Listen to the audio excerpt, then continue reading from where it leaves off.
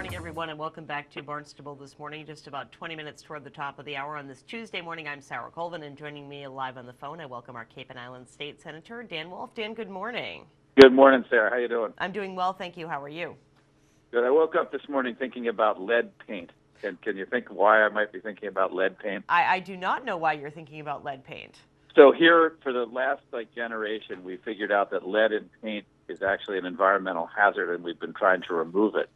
And don't forget, it turns out that lead actually is the one barrier that we know is effective to radiation. That's why, people in medical offices, when they do X-rays, they wear lead sheets.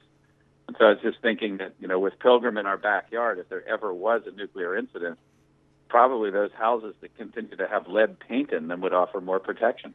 That is a very interesting theory, for sure. Makes me want to find an antique home when I go shopping for another house. So of course, Pilgrim is what we're going to be talking about today, and I understand that you were in Brewster over the weekend talking to a group of about 100 people about these concerns. Obviously the Pilgrim nuclear power plant is an older structure. They did just get relicensed for another 20 years, but it is a very similar plant to, of course, the one in Fukushima, the Fukushima Daiichi plant that, of course, is responsible for, it had some issues when the tsunami hit Japan. So what are our concerns about Pilgrim? We've heard a lot about it in the news lately.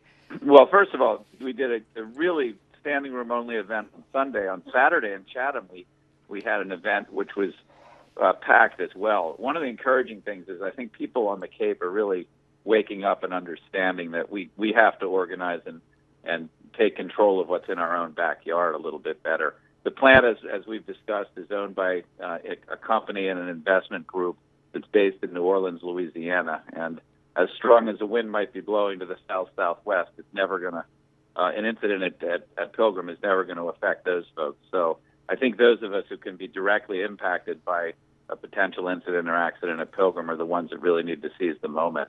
As we've said in the past, the risk of an event at Pilgrim is extremely low. But the problem is the consequences, if something should happen at Pilgrim, are almost unimaginable. And we're not used to assessing risk in that way. We're used to us sort of doing the standard, if I drive to the grocery store, there's X amount of statistical probability I'll get into a fender bender or a car accident. It's almost inconceivable to sort of look at what our backyard, what the Cape would be like if there were an incident at Pilgrim. It would render property values here useless. It would destroy the tourism industry. Parts of the Cape, in direct downwind to the plant, depending on which way the wind is blowing, would be uninhabitable. They would have to be relocated. The people who live downwind of the incident would have to be relocated for tens, if not hundreds of years. I mean, it's just the scope of crisis is unimaginable. You almost have to go to Fukushima or go to downwind of Chernobyl to understand what the inherent risk in these plants is. And, we could sort of get up every morning, go through the day. That plant sits there. It's 42 years old now. It's aged technology. It's a design that is antiquated. And that's a design really from the 50s and 60s. And it's a very sophisticated way to boil water. I've done the tour of the plant. I've looked at the technology. I've spent exhaustive hours talking to the folks at Entergy. Even the head of the Nuclear Regulatory Commission, when Pilgrim was relicensed, and was a dissenting vote. The vote was 4-1. The chair of the Nuclear Regulatory Commission voted against relicensing that plant. And with something this important, you would want a vote like that to be unanimous. So there's just so many signals, both from the plant itself, the technology, aging valves, leaky valves, lines that aren't working right, tritium in the groundwater. Nobody knows where it's coming from exactly. All of this stuff adds up to, do we really want that plant to be in operation for 20 more years? And as I said on Sunday, we have an opportunity here for our generational legacy to be handing the children who are now in their 20s, somebody even your age. I mean, imagine 20 years from now, our gift to you, my generation's gift to yours, is a 60-year-old nuclear power plant with over 50 spent fuel rod assemblies, and, here, you deal with it.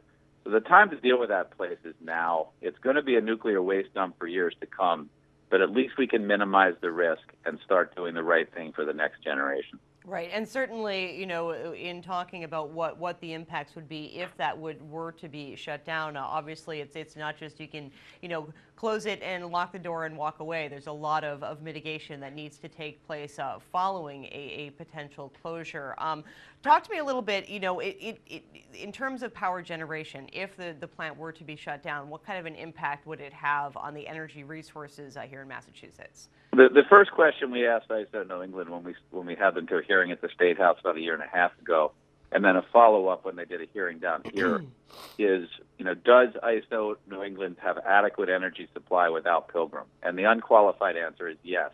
Massachusetts gets about 5% of its electricity from nuclear, but that's not all Pilgrim. That's all of the nuclear supply in aggregate. There will be a shortage if no new electricity comes online. By 2017, there could be a shortage, but there will be new power coming online. There's increasing renewables, solar, wind. There will be additional input from Hydro Canada, which is good hydroelectricity, and more gas-powered capacity coming online. So, yes, right now, if we didn't do anything, the projection is that we would, in 2017, have a shortage. But right now, there is adequate energy supply.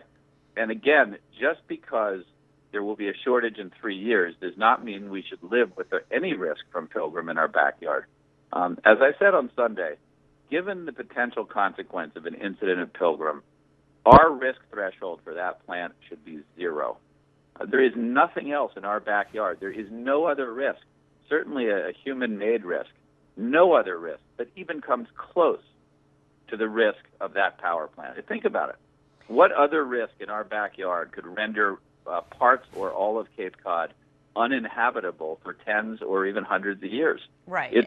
It's crazy that we're living with that. Well, and the concern too, and the fear is again, if something were to happen, there really is no evacuation route for us. Anywhere Cape Codders go will just be taking us closer to the problem. But again, I think it's important to reinforce, obviously, our region is not in threat of earthquakes or tsunamis as Japan is, but certainly as we're looking at the aging mechanisms there, that's where our concerns come in. Well, you don't know. There's no way to anticipate exactly what the cause of an incident is going to be there. If you could do that, you would eliminate it. But, the best scientists that we have in this country worked at NASA when 2 space shuttle accidents happened, right? I mean, Chernobyl, there were great scientists working there. 3 Mile Island, there were great scientists working there. Fukushima Daiichi, there were great scientists working there. Even with the best scientists, sophisticated, complex technology can fail. It can have breakdowns. And the consequences of that happening in our backyard are completely unacceptable. And I just, I almost think we need a bucket of cold water over our heads to wake up. Just because that thing has been there 42 years does not mean that it's not subject to either an accident, a scientific failure, a mechanical failure, or a terrorist act. I mean, there are ways to go after a plant like that could have horrible and serious consequences. So what has Entergy's response been to all of this? Obviously, we've talked a lot about the concerns that people have. What does Entergy have to say about the safety of their plant? Well, Entergy is doing what a corporation should do, which is it's representing the risk and the investment of its shareholders, and that's appropriate. My issue here is not with Entergy. You and I have had this conversation before, too. Corporations have certain responsibilities, and they will behave in certain predictable ways. What Entergy is going to try to do is extend the life of the plant to maximize the return for its shareholders. That's what it should do. What we should do as a government is we should say, look, we understand that's what corporations do, but your financial risk, the risk of your investors, is not more important than the public safety risk at hand. That's really the issue. The issue is the financial risk of those who invested in that corporation versus the public safety risk of having that plant become a 60-year-old nuclear power plant in one of the most densely populated areas of the country. It just doesn't make sense. So obviously, final decisions about the future of the plant lie in the hands of the Nuclear Regulatory Commission. What kind of influence can you have, can your constituents have in terms of letting them know what our position is on this? Well, Sarah, a key part of this is the Environmental Protection Agency, another federal agency, is 18 years overdue in issuing a permit, an environmental permit that would allow Pilgrim to continue to operate. You ought to fact check that, because I'm not sure you were aware of that, and it's kind of outrageous. So we are going to be having a meeting with the local EPA representatives within the next couple of weeks. What we're going to ask is that they require that the Pilgrim plant be re-outfitted with a closed-cycle cooling system, because as we've discussed, that plant is currently drawing in tens of millions of gallons of water a day from Cape Cod Bay and then returning it out to the bay as much as 30 degrees hotter as it cools the plant. So there is technology now to do closed-cycle cooling. That might render the plant economically unfeasible. I think because the NRC has indicated an unwillingness to take the proper stand here, that what's going to ultimately happen if we're going to shut that plant down is we're going to have to make it more and more expensive for Entergy to operate the plant by doing the right thing. I mean, not in an unreasonable way, but there should be closed-cycle cooling there. There should be better monitoring around the plant. They should be upgrading the vents, the ventilation system to have scrubbers and filters on it. There's a lot of things to upgrade the plant that I think if we're forcing Entergy to do it, it will make the plant economically unviable for the investors, and they'll look to shut it down. So we're going to be talking to the EPA. We're going to be talking to the Department of Environmental Protection in Massachusetts. We're going to continue to talk to the Massachusetts Emergency Management Agency on the evacuation plan, and just keep pressure on all of those fronts so that when the plant is being operated responsibly and the true cost of that is really brought to bear, we think that that plant no longer will be viable for Entergy.